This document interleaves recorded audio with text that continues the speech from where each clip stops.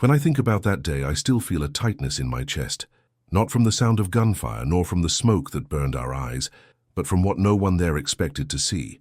We had already seen everything in that war: explosions that razed the ground, soldiers disappearing in a haze of gunpowder, even ghost tanks advancing without anyone knowing where they came from.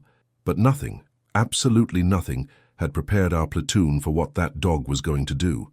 We were trapped, dirty, tired, and without knowing where the next shot would come from. It was that kind of silence that only exists before a big problem.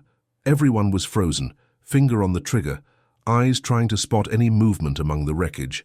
And in the middle of this heavy atmosphere, the dog, who always followed our platoon, began to pace restlessly from one side to the other, sniffing the ground as if he had identified something we couldn't see. Suddenly, without any warning, the animal bolted. It ran, straight into the line of fire, as if it were seeking salvation or disaster. The reaction was immediate. The sergeant shouted. 2 soldiers tried to grab the animal, but it was too late. The sound of gunfire cut through the air, and there we were, watching a dog cross the most dangerous area of the front, as if it didn't even know it could die along the way. Nobody understood anything. We were paralyzed, expecting the worst. One soldier even closed his eyes, thinking the dog didn't stand a chance. But then came the first surprise. The dog disappeared behind a destroyed wall, and for a few seconds the world was just the sound of our breath caught in our throats. That disappearance made no sense. It was as if he had gone to get something or someone. But what came next was even worse, not because it was bloody or frightening, but because it left everyone trembling. When the dog reappeared, limping and with its snout covered in dirt, it was carrying something in its mouth. Something small, but it made the sergeant turn pale instantly. The atmosphere grew heavy, the air seemed to freeze, and 3 soldiers took a step back without even realizing it. It wasn't normal, it wasn't expected, and in that instant, everyone understood that what the dog had found wasn't just important, it was dangerous. Dangerous enough to turn the tide of an entire battle. There, on that destroyed ground, amidst rubble, bodies, and silence, the fate of our platoon, and perhaps of many others beyond, Gus began to change because of that object. And this is where the story really starts to turn, because what was on his lips wasn't a simple clue. It was the kind of discovery no soldier wants to find, but every commander fears. And if you think you've heard amazing war stories, get ready. This one surpasses all logic. Stay with me until the end, because the twists and turns that happen after this moment are the kind no one believes until they hear every detail, after everything I've told you. Can you imagine what that dog was carrying in its mouth to leave an entire platoon paralyzed with fear? Before continuing, please subscribe to the channel, leave a like to support the video, and comment below what city you're watching from. This really helps the story reach more people. Let's move on, because what comes next is even more intense. That morning started strangely. We woke up to a silence that didn't fit with war. It was the kind of heavy silence that seems to cling to your skin, warning that something bad is about to happen. The entire platoon was scattered behind a set of ruins, the remains of a village that had turned to dust after days of bombardment. There were walls barely standing, burnt doors, broken glass everywhere, and the smell of gunpowder permeated the air. We had seen bad things before, but that place seemed worse because it was too quiet, silent in a way that no soldier likes. The sergeant ordered everyone to spread out and be alert for any movement. No, one argued. Each person found a corner to hide in and try to slow their heart rate. I stayed behind a broken wall, watching the smoke that still rose from some burning sandbags. The men were tired, with dark circles under their eyes, torn clothes, and only enough ammunition to count on one hand. The truth is, we were closer to breaking down than to moving forward, and in the midst of all this, there he was, the dog that had stuck to our platoon 2 weeks earlier. Nobody knew where he had come. From one day he appeared thin, his fur covered in mud, walking in the middle of the road as if he were looking for someone. We tried to shoo him away at first, because a dog on the front lines only means 2 things: extra noise and the risk of becoming a target. But he persisted. He always stayed by someone's side. He slept near the campfire, followed the sergeant, barked softly when he sensed strange movement. Over time, he became part of the troop. That day, his behavior was different. He wouldn't stop. He sniffed every corner, looked ahead, ran back, snorted, scratched the ground. He seemed bothered by something that only he could perceive. We even looked at each other, somewhat unsure of what to do. Dogs don't lie. When he gets restless like that, it's because something's in the air. The problem was that nobody knew what it was. The sergeant began to get irritated. He ordered the dog to stop. "Quiet," he shouted, as if the animal understood language and uniform. But the dog didn't stop. Increasingly tense, pacing in circles, tail stiff, ears perked, snout pointed at the ruins of the firing line, exactly the spot where any one of us would have been taken down in seconds.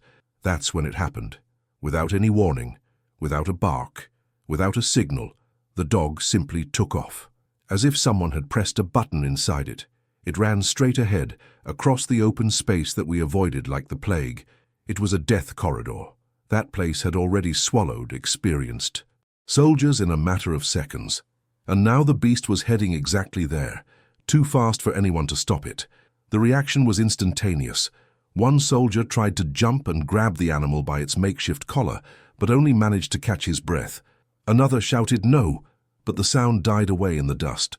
The sergeant raised his hand as if that would make any difference. No one had time to think. The dog was already far away, crossing the open space as if it didn't see the shrapnel, the craters, and the debris. And then came the worst. The dry sound of gunshots echoed. First one, then another. Two more. Short, quick bursts coming from somewhere hidden among the rubble. We cowered instantly. Reflex. There was no way not to react.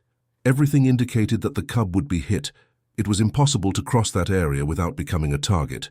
But he went, and he kept going. We could only watch, completely powerless. Our hearts racing, our stomachs churning, cold sweat running down our backs. It was like watching someone fall off a cliff in slow motion. The sergeant cursed. A soldier let his rifle slip from his hands. Another muttered that the animal didn't stand a chance. But the impossible happened. The dog didn't fall. It didn't slow down. It didn't veer off course. It disappeared behind a destroyed wall, vanishing as if it had entered another world. And when it vanished, the silence returned, even heavier. It was as if the entire war had held its breath along with us. Those seconds felt like minutes. Nobody knew what was back there. Nobody could imagine why he had run like that. The only thing we knew was that he hadn't acted by chance. It wasn't a joke. It wasn't an impulse. It had a purpose, the kind of purpose that only an animal feels before any human realizes it. Someone whispered, "What did he go to get?" And that question hung in the air, unanswered, echoing amidst broken concrete, smoke, and fear. Because everyone there, deep down, knew that dog wouldn't run to its death for nothing. It had smelled something, something big, something that we, armed, trained, and full of fear, hadn't seen. And that's how the moment that would change the destiny of our platoon began. His race was not the end. It was a warning of what was to come. When the dog disappeared behind that destroyed wall, it felt like someone pressed the pause button on the war. Nobody could breathe properly. All we could hear was our hearts pounding inside our heads and, occasionally, the distant crackle of a stray shot from another sector of the battlefront. There, at that specific point, everything became too quiet. I kept my face pressed against the crack in the wall, trying to see any movement. Nothing. Just dust hanging in the air and a crooked piece of wall, ready to fall at any moment. The sergeant signaled for everyone to stay in position. If the enemy was there waiting, it would be suicide to advance, and if they weren't, well, at this point, nobody wanted to be the dumb hero who raises their head and becomes a target. That's when the strange noises started. Deep down, behind the wreckage where the dog disappeared, we could hear a metallic, dragging sound, like a chain scraping against iron or a weapon hitting something. Then a muffled noise as if someone had kicked a wooden box. Next, a quick, broken whisper in a language that wasn't ours. My spine froze. "There are people there," murmured one of the soldiers, gripping his rifle tightly. No one answered, but everyone thought the same thing. The puppy hadn't run off aimlessly. It had gone straight to where the danger was. And now, while we stood frozen, huddled together, trying to guess what was happening behind that wall, the feeling was that something was being prepared, as if the enemy were moving pieces on a chessboard we couldn't see. A few more seconds of silence, and then came the sound no one wanted to hear. A short bark, followed by a whimper. The sergeant clenched his teeth. One of the boys cursed under his breath. It was obvious the dog had been seen or stepped where it shouldn't have been, and if they'd shot at it, it was only a matter of time before they started shooting in our direction too. My throat went dry. My hands sweated on my gun. I remember thinking, this is it. But the attack never came. No bursts of gunfire, no grenades, no advance, just more silence. A silence that, this time, was mixed with a soft, repetitive noise, as if something was being pulled from the ground. We exchanged quick glances. Everything was wrong. If the enemy knew the dog was there, why hadn't they finished the job? Why hadn't they advanced yet? What were they waiting for? That's when I saw a movement. First, a small shadow projected onto the corner of a fallen piece of wall. Then, a crawling, limping figure. My heart leaped. It was him. The dog reappeared, emerging slowly from behind the wall, one of its hind legs failing and its body slightly bent. There was blood on its fur. Not much, but enough to show that it hadn't returned unscathed. But nobody looked at the blood first. Everyone stared at what he was carrying in his mouth. It was a strange, heavy object, stuck between its teeth, dangling with each of the animal's limping steps. From a distance, it looked like a mixture of a small box and metal. It had loose wires, bits of mud stuck to it, and something resembling a mechanism. The dog stopped in the middle of the open space, exactly the worst place to be, and stayed there, panting, with that thing hanging from its mouth. "Oh my God," whispered the guy next to me. "What is that?" The sergeant's eyes widened in a way I'd never seen before. He wasn't one to show fear, not in front of the troops, but at that moment his expression changed in a way that made everyone uncomfortable. His face turned pale, his lips tightened, and his eyes went straight to a detail that I only noticed later, a kind of pin and a set of wires. That looked like connectors. "Everyone stay still," he shouted, his voice firm but hoarse. "Nobody move." Hearing the shout, the dog turned its head toward us. The object struck its chest, scraping against its fur, and made a small metallic click. Half the platoon instinctively took a step back. The air grew heavy. No one quite understood, but everyone sensed that something was very wrong with what the animal was carrying. It was only when he started walking towards us that the real despair set in. He was limping, but he came along steady, determined, as if he were sure he needed to bring that thing to us, and that was precisely what the sergeant didn't want. He stretched out his hand, almost as if he could hold the dog back with sheer willpower. "Don't come, stop!" he shouted, his voice breaking. Stay there!" The animal even paused for a second, confused. It twitched its ears, tilted its head, took 2 steps to the side. The object almost slipped from its mouth. The metallic click repeated itself louder. The sergeant's expression hardened even more. He turned his face to us and spoke softly, but in a tone that pierced like a knife. "If this deal goes wrong, it's over." Nobody asked anything else. There was no need. The penny dropped, slowly and horribly. Some had already understood that this wasn't simple. It wasn't a tool. It wasn't an ammunition box. It wasn't a piece of junk. It was an explosive device. Something made to detonate more than once. Something that in the wrong hands could wipe out an entire platoon in seconds. The dog, not understanding the danger he carried, took 2 more steps toward us, limping. His eyes were wide, a mixture of pain and loyalty. And perhaps that was the part that hurt the most. He had gone to the enemy, had been wounded, and now he was returning to us, bringing exactly what could kill us all. It was at this point that the peloton trembled. It wasn't because of a gunshot. It wasn't because of a grenade. It was because of the feeling of being faced with something you can't control.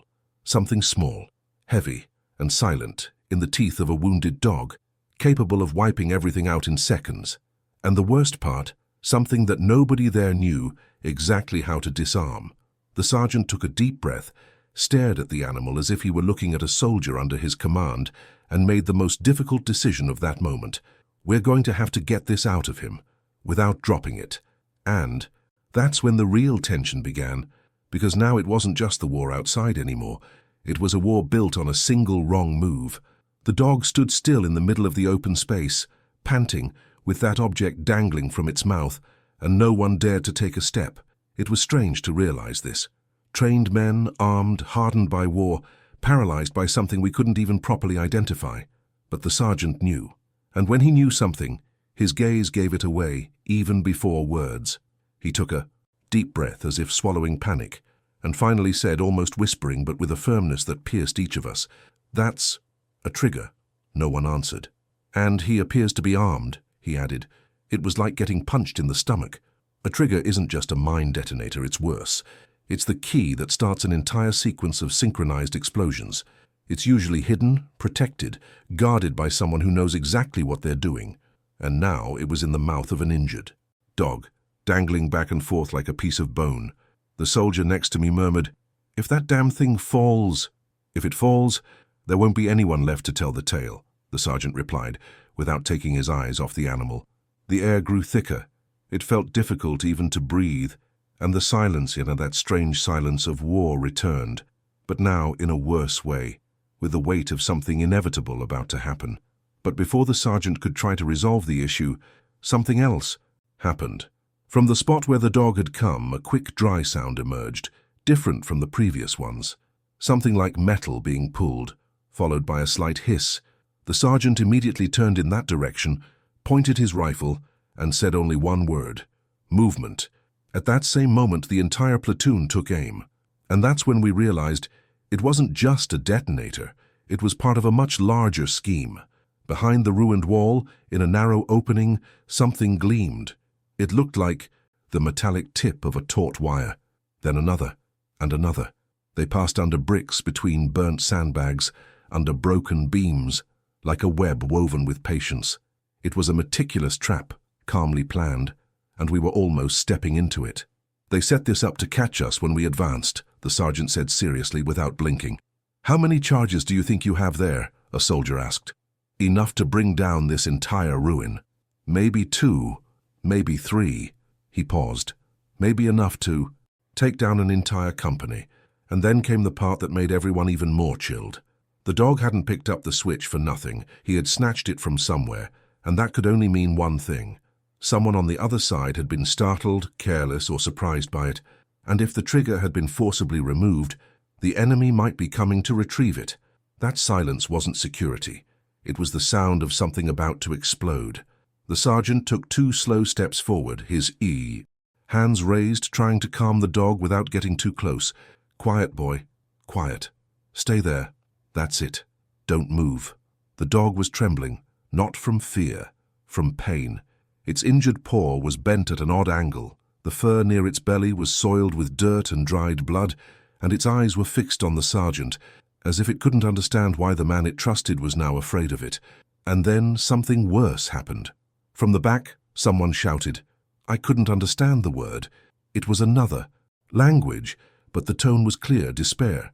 After that shout, quick, dragging steps like someone limping or carrying a heavy load. After that, silence again. Heavy, pressured, anxious. 2 soldiers exchanged glances.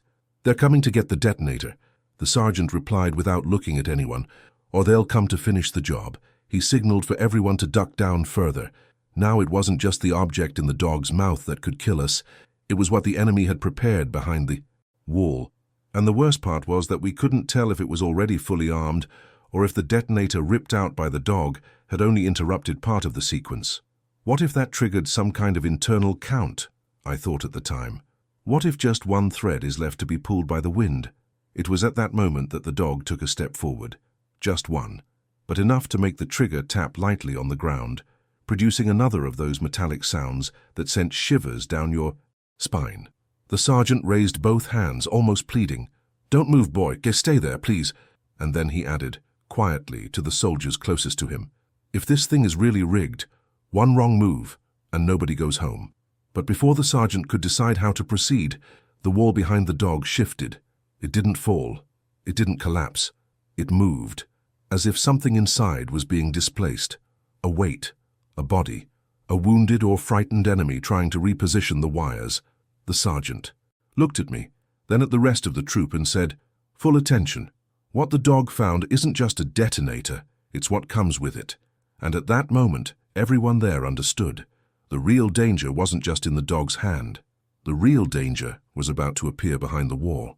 And when that happened, we'd have to choose between saving the dog or saving the entire platoon. The wall behind the dog moved again. It wasn't wind. It wasn't rubble falling on its own. It was human. Movement. The movement of someone trying to advance silently, but failing. First came a muffled groan. Then the dragging of a boot over pieces of broken brick. Next, the sound of metal hitting wood. Perhaps a weapon, perhaps a tool, perhaps part of the mechanism the dog had ripped off. The sergeant raised his hand and signaled for everyone not to breathe heavily. The tension was so heavy you could feel it on your skin. Everyone was already imagining the worst. The enemy was there, behind the wall, wounded or not, trying to reorganize what the dog had destroyed. And worse, at any moment he could pull a wire, pull a trigger, or simply fire in our direction. The sergeant leaned forward slightly to try to see better, but without exposing himself. I heard him hold his breath, and when I saw his eyes widen, I understood it wasn't because of the dog. That was what was coming after him.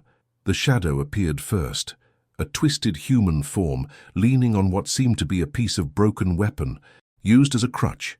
Then the whole body. An enemy soldier, his uniform torn, his face stained with soot and dried blood, and one arm hanging as if lifeless. He walked slowly but determinedly, like someone with a single mission who no longer cares about anything, not pain, not death. But what really made the platoon tremble wasn't his presence. That was what he was holding in his other hand. An improvised control, a kind of manual trigger, with loose wires and a large button in the center, the type of device that, if pressed, would send a signal directly to the explosive charges scattered beneath our feet. The detonator in the dog's mouth was only half the equation. The other half was in that soldier, and the two together completed the system that would destroy that entire sector of the village. The sergeant understood this before everyone else. He murmured softly, more to himself than to us. They were going to blow everything up, all at once, a soldier asked, and the dog took out. Half the system? The sergeant replied. The dog ripped off the only thing that was stopping this man from pressing the button right now, i.e., the detonator was part of the circuit. Without him, the explosion wouldn't have happened. With it, the enemy could destroy everything. The lame enemy looked at the dog. It was a look of anger mixed with despair. It wasn't just hatred, it was panic, because he knew that losing the detonator meant failure, and failing the mission, for a soldier like him, was worse than dying. His gaze said it all. He needed that detonator back no matter the cost. The dog, wounded, tired but resolute, stared at the enemy with its teeth still embedded in the detonator. It was as if it understood that it couldn't let go of it, as if it were aware that that object, that piece of metal, was the difference between us living or turning into smoke. The sergeant acted quickly. "No one shoots," he whispered loudly, authoritatively, and before anyone could ask why, he explained, "If the soldier releases that button during the fall, the charge detonates. If we hit the detonator in the dog's mouth, it falls to the ground and everything explodes. If we shoot and hit the wires in the structure, it ends the same way. In other words, I couldn't shoot, I couldn't move forward, I couldn't back down, I couldn't scream, I couldn't call the dog, I couldn't even breathe incorrectly. The enemy has taken another step." The dog took a half step back, limping.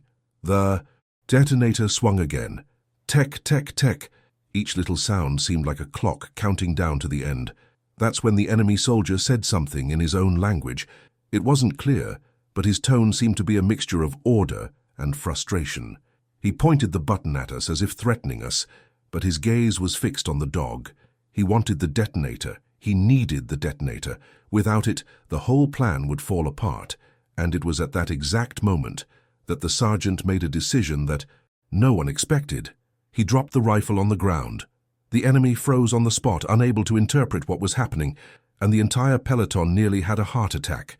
The sergeant raised his hands slowly, calmly, and took 2 steps forward.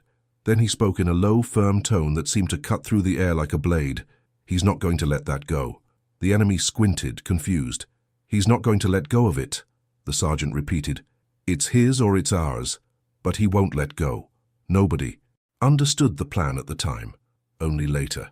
The sergeant was provoking the enemy, messing with his psychology, betting everything on the fact that the soldier was wounded, nervous, and had limited vision, and that he would react impulsively. And that's exactly what happened.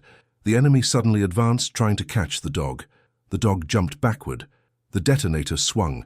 The enemy stumbled upon a half-buried block of cement. The controller slipped from his hand. It didn't actually fall to The ground. It got stuck between two pieces of wood, but that movement alone was enough to make the entire platoon's eyes widen. The enemy soldier cursed, trying to regain control, but he was too weak. He fell to his knees, and the wall behind him finally collapsed under the weight of the fall, raising a thick, heavy cloud of dust that covered everything for a few seconds. It was there, in that exact moment of confusion, that the truth finally became apparent to us. That was no simple trap. It was a complete ambush, a carefully planned operation, and the dog had destroyed everything all by itself. The detonator he was carrying, it was the only thing preventing the death of the entire platoon. And the enemy soldier, now fallen, was still holding something that could complete the incomplete sequence. The sergeant looked at us, the dust rising, the dog trembling, the enemy panting, and said, "Now comes the hardest part." Because nothing was resolved, nobody was safe. The detonator was loose. The remote control was still working, and any wrong move from either side would transform that scene into a single flash of light. The dust hadn't completely settled when the sergeant signaled for everyone to stand still. The enemy was kneeling, trying to regain makeshift control. The dog was standing with the detonator in its mouth, trembling in pain, and we were frozen, unable to decide which was the greater risk, advancing to seize the trigger or waiting and letting the enemy regain control of the explosions. Everyone's breathing was heavy, almost audible. It was as if the air had become thick, difficult to swallow. The sergeant raised his open hand slightly, asking for absolute silence. One wrong step, a pulled wire, a displaced piece of rubble, anything there could turn that part of the village into a volcano. The enemy tried to stand, but his leg gave way. He fell again, bracing himself on his forearm. The grunt he let out wasn't just of pain, it was of frustration. He saw the failure of his own operation right before his eyes. All that meticulous system that he and his group had devised was slowly slipping through their fingers because of a dog that no one had planned to face. And when the enemy tried to pull control back, the sergeant finally gave the command. "No one touch, don't breathe wrong." He glared at two soldiers. "If that control moves those wires, it's over." Only then did I notice the wires. Now, with the dust settling, it was clear there were many more than we had initially thought. There weren't just 2 or 3, there were dozens, some thick, protected with tape, others thin, almost invisible, running under broken bricks, through holes in the ground, disappearing under burnt wood. The whole village, or at least that entire area, was tangled like a web. And as we watched, a horrifying reality became clear. The trap wasn't meant for our platoon. It was for an entire battalion. The enemy had prepared everything to explode when American forces advanced down the main street. Their plan was simple and deadly. Let the Americans occupy the structure, wait for them to position themselves, and then detonate everything at once, bringing down entire buildings on soldiers, destroying armored vehicles, blocking the passage, and creating such chaos that it would allow for a counterattack. But then the dog appeared. He smelled something. He stepped into the line of fire. He removed the detonator from the right place, and it destroyed a plan that had probably taken days to put together. The enemy knew this, and that's why he seemed desperate. Despite being injured, he tried to crawl back to the controls one more time. His hand trembled. He stretched his fingers, trying to reach the center button as if it were the last thing he needed to do in his life, because perhaps it was. The sergeant made a 2-finger gesture, looking at the youngest soldier in the troop, Thompson, who had the steadiest hand and the quickest reflexes in the group. "If he touches that button, you shoot," the sergeant said, his voice low and cold, "and aim to take down his arm, not the control." It was the kind of shot that was impossible to take, to hit the arm without touching the controller, in the middle of a dust cloud, with the dog in the way, and with the entire platoon just a few meters from the supplies. But Thompson nodded, but before anyone could react, a strange sound echoed from beneath us. A snap, then another one, then a third, longer one. The sergeant turned his face to the ground with an expression I will never forget, a mixture of understanding and horror.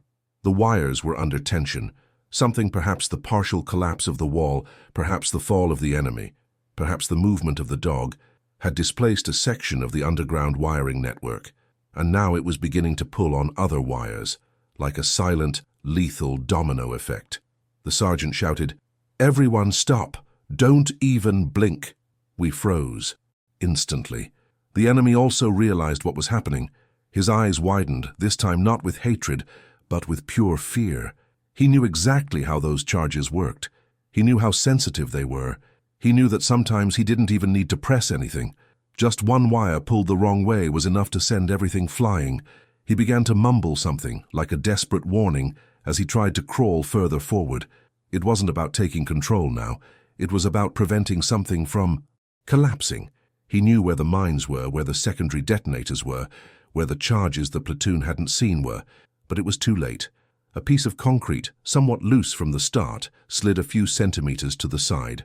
A thin wire attached to it stretched. The enemy let out a cry as if watching his own death approaching. The sergeant raised his hand, ready to give the final command. But the wire didn't break. It didn't trigger anything. It stopped just before breaking. The entire peloton exhaled at the same time. But the sergeant was still tense. He knew that if one thread had stretched, others were close to stretching as well. He pointed to one of the soldiers. "Henderson, go around to the right. Identify the main charge. Don't touch anything, just see where the core is." Henderson swallowed hard, but went. He advanced slowly, with steps so light it felt like walking on glass. Each of his movements echoed louder than the sound of gunfire in battle. And when he finally reached the ruins where the dog had gone, he looked down and froze. "Sergeant, there's something serious going on here." The sergeant approached him, bent over, examining the wires. I went back a bit, trying to understand. "And when you—" All I could feel was my whole body going cold. Beneath a half-rotten wooden panel, buried in the ground, lay a set of large metal boxes. 4 of them, side by side, connected by thick wires. These were not simple mines. They were concentrated charges, used to destroy armored vehicles or bring down large structures, and they were aimed precisely at the sector where the platoon was positioned. The sergeant ran a hand over his face, desperate for the first time since the beginning of the war. This would have taken us out, and about 50 more men behind us. And then, looking at the limping dog, holding the detonator in its teeth, he finished. He not only warned us, he disarmed half the trap all by himself. The phrase resonated in the heaviest way possible. And then came the part that nobody wanted to face. Where was the other half? Who had set that up? And most importantly, what would happen if the enemy managed to regain control? The sergeant looked at the troop, at the fallen enemy, at the taut wires, and at the wounded dog and said, "Now we know where the cargo is, but we still don't know where the final trigger is." And that's how the race began that would decide if we would get out of there alive or in pieces. When the sergeant finished looking at those buried metal boxes, he remained silent for a few seconds.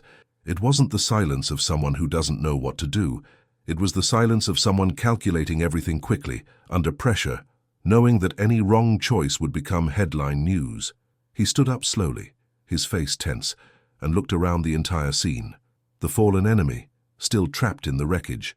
The limping dog, clutching the detonator with what little strength it had left. The wires passing. Underneath us, the cargo is ready to turn everything into a hole in the map. "Listen carefully," he said, his voice dry and firm. "We can't just walk away from here as if nothing happened. This place is ripe for a mass grave. If we retreat without resolving this, the next platoon that passes through here won't have the same luck we did." He made air quotes with his fingers when he said luck, and nobody found it funny. "So what do we do, Sergeant?" someone asked. He took a deep breath, as if accepting a burden he didn't want to carry. "We're going to use their trap gem against them." At the time, nobody really understood it. He called 3 soldiers by name, Henderson, Thompson, and me. "You 3 come with me. The rest of you hold your positions, aim at the enemy. If he tries to touch that control, take his arm off without a second thought." Thompson nodded, but his expression said it all. One wrong shot there and we'd be gone in pieces. Even so, he adjusted his weapon on his shoulder and fixed his gaze on the enemy like a sniper who knows he doesn't have a second chance. The sergeant crouched down beside the dog. It was the first time I'd seen him speak to someone like that in the war. "You did your part, kid. Now leave ours to us." He slowly approached as if afraid of startling the animal. Any jerk, any fright, and the detonator could fall to the ground. The dog was trembling, panting, but still steady.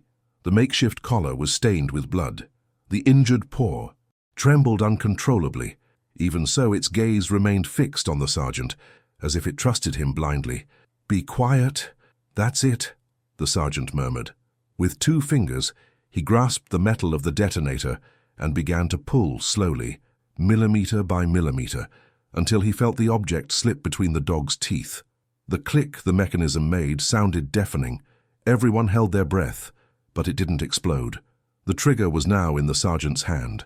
He stared at the object, analyzing every detail like someone disarming a bomb with their eyes. He turned it this way, then that, walked it to the wires connected to the charges, and made the connection no one expected. If that detonator had been activated at the right time, the entire village would have been destroyed. But now it was loose in the hands of the wrong side. Ours. "Can I use this?" I asked, without censorship, without a filter. He looked at me, and the answer came curtly, "Sure, and we're going to use it." The plan was simple and crazy at the same time. He didn't just want to disarm the system. He wanted to turn the tables. He wanted to transform the trap into his own weapon. Instead of us blowing it up, whoever came in afterward, the enemy reinforcements who would likely come to close the ambush, would be caught by surprise. "Henderson, you're going to follow the threads and see where this web spreads beyond the village. I bet there's an observation point, a tunnel, or an escape route connected to this. They don't set up something like this without thinking of everything." "What if there's another load?" he asked. "Even better. We use it," the sergeant replied, as if referring to extra ammunition. Meanwhile, I was left with what seemed like the simplest mission, but it was the one that left me with the sweatiest palms of my life, accompanying the sergeant and holding everything he asked me to handle so I wouldn't have to touch the wires myself. He started doing something that, to me, was pure madness. He was reading the threads as if they were a map. He would follow one, and if it was too thin, he would ignore it. If it was thick, he would follow it more carefully. At some points, he would mark with pieces of cloth to remember the main connections. Every step he took was measured. His boot touched the ground as if he were stepping on an eggshell. "This isn't just about explosives," he explained. "It's about communication too. See these wires here?" He pointed to some thinner ones. "These are for signal. These others are for power. Where they come together, for that's the heart of the system." I pretended to understand everything, but the truth is I was just trying not to tremble. While he was working, I could hear the dog whimpering softly behind me. Even without the detonator in his mouth, he didn't move. He lay there, his body tense, as if he were still on a mission. From time to time, he would raise his head and look in the direction of the enemy, who remained fallen, but conscious, with eyes full of hatred and fear. That's when the first sign came that time was running out. A radio made a hissing sound. It wasn't ours. The sound came from the enemy's side, trapped in his vest. A voice from the other side began to speak, calling for someone. I didn't understand the language, but the tone was clear, demanding. They were asking if the position was ready, if the present was prepared, if the corridor was clear. In other words, their reinforcements were arriving. The sergeant heard the hissing sound and quickened his pace. "We don't have much time," he said without stopping fiddling with the wires. He identified what appeared to be the master point of the network, a set of connections where several thick wires met. It was there that the system received the command and spread it to the charges. If we controlled that point, we would control everything else. He looked at the detonator in his hand, looked at the set of wires, looked at the enemy and decided, "We're going to reconnect with this in our own way." When he started adjusting the trigger, my mouth went dry. He was practically reactivating the bomb, but now with inverted logic. Instead of exploding when the enemy ordered it, it would explode when we wanted. The difference is that this time we wouldn't be standing on top of it anymore. "And how do we get out of here without activating anything?" I asked. He pointed at the dog. "He already saved us once. Now we'll have to do our part in kind." The final plan was decided in seconds. We were going to retreat silently along a narrower route where there didn't seem to be any wires. I was going to leave the enemy and control where they were, giving the impression that we had fled in panic. When their reinforcements entered the village, believing the system was still functioning as before, guided by the very man who set the trap, we would trigger the detonator remotely from a safe position. "They're going to trust their own trap," said the sergeant, "and that's what's going to bring them down." Before retreating, he knelt beside the dog once more. She gently patted his head without the exaggerated tenderness that war steals. It was a simple, almost dry gesture, but one that carried more respect than any medal. "You're coming with us," he said. "You've done enough work for today." Thompson carefully picked up the dog, avoiding touching its injured paw. The animal whimpered softly, but couldn't resist. Its gaze, though tired, seemed alert, as if it understood that it wasn't time to rest yet. As we began to retreat, no one said anything. All we could hear was the static from the enemy radio, growing louder, with voices more frequent and agitated. They wanted confirmation. They wanted to know if everything was ready for the reception, and we, who were almost buried there, were about to turn that reception into hell, but in the wrong way. The last thing I saw before turning the corner and exiting the field directly by the wires was the enemy still on the ground, trying to support himself on one elbow, with the radio crackling against his chest and his gaze fixed on the detonator now in the sergeant's hands. He knew, he understood, but there was nothing more to be done. From that point on, the fate of that place was no longer in his hands, not even with a broken controller, not even in the wires. It was in the sergeant's hands, and by chance, which started when a dog decided to run into the line of fire. We retreated in silence, as if carrying our own breath on our backs. Each step was calculated, each stone avoided, each shadow observed. The sergeant went ahead with the detonator firmly in his hand, Thompson right behind, holding the dog in his arms. I covered the rear, and Henderson marked the way with quick hand signals. The destroyed village seemed larger than before. Each ruin had a menacing look. When we finally got out of the wire area, only then did the sergeant allow us to breathe more deeply. But there wasn't even time for relief. The enemy radio, which had been crackling in the background, changed tone. The voices became louder, more hurried, almost aggressive. They were close, and they were coming, confident in the trap they had set. We positioned ourselves behind a row of fallen walls, about 100 meters from the main area. From there we could see part of the ruins without being seen. The sergeant knelt down, rested the detonator on his knee, adjusted some improvised wires he had quickly modified, and looked ahead as if he were about to throw everything he had in a single move. "Get ready," he said, without looking at anyone. Shortly after, we heard the first enemy group entering the village's main street. The soles of their boots dragged debris. They were heavy, confident steps, like those who believe they are about to close a perfect trap. We heard them talking loudly, probably asking about the man who had been left there to activate the system. They were walking directly over the spot where the larger loads were buried, exactly where we had been a few minutes before. The sergeant pressed the detonator against the palm of his hand. The dog, in Thompson's lap, let out a low whimper, not of pain but of warning. He could sense the tension in the air as if it were a smell. More steps, more voices. They were scattering through the rubble, and then we saw 3 of them approaching the wounded enemy soldier, still lying. Near the control point, they tried to lift him. One of them grabbed his radio and started shouting some information. It sounded like they were sending reinforcements deeper into the village. The sergeant murmured, "Now, it's now." He raised the detonator. He closed his eyes for a second. It opened again. He squeezed. The world turned to light. First came a flash so bright it felt like the air had been pulled into a tunnel. Then the sound, a roar that didn't just sound like an explosion. It sounded like a building collapsing, concrete crumbling, metal bending, wind being ripped from the walls. The ground trembled beneath our feet, raising a wave of dust that engulfed everything. The charges exploded in sequence, exactly as they had planned against us, only now against them. The explosion spread from one point to another, as if someone were tearing through the entire village with an invisible blade. Pieces of wall flew over the destroyed houses. Barrels fell, windows that were still intact shattered, and the main street became a giant hole of smoke and debris.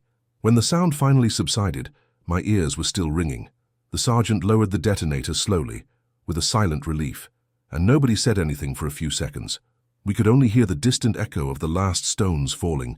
Their trap had backfired on them, and we were alive.